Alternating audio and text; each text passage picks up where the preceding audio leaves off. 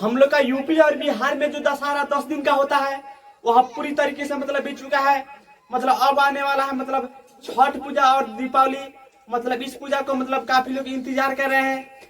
इस पूजा को मतलब बहुत ही अच्छे पर्व माना जाता है। इस पूजा को मतलब मनाने के लिए काफी दूर दूर से अपने परिवार के लोग आते हैं, विदेशों से लोग आते हैं। सब लोग चाहते हैं कि हम अपने परिवार के साथ रहकर दीप जलाएं, अपने बच्चों के साथ रहकर अपने घर को सजाएं, दीपों से सजाएं, अपने परिवार के साथ मतलब बच्चों के साथ रहकर पटाखा फोड़ें।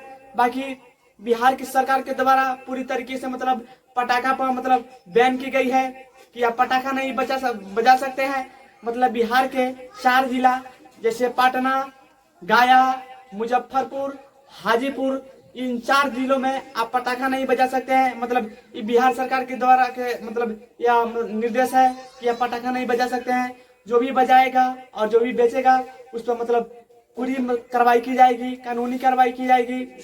बाकी इस पटाखा बैन के बारे में आप क्या कहना चाहेंगे, प्लीज कमेंट करके जरूर बताइए। बाकी आप लोगों से एक सवाल रहेगा कि सबसे ज्यादा प्रदूषण मतलब पटाखा से फैलता है कि जो गाड़ी चलती है, जो धूल उड़ता है, जो मतलब धुआं उड़ता है उससे फैलती है। बाकी आप लोग का इंतजार रहेगा। बाकी मेरा नाम किशन कुमार है और आप बंधन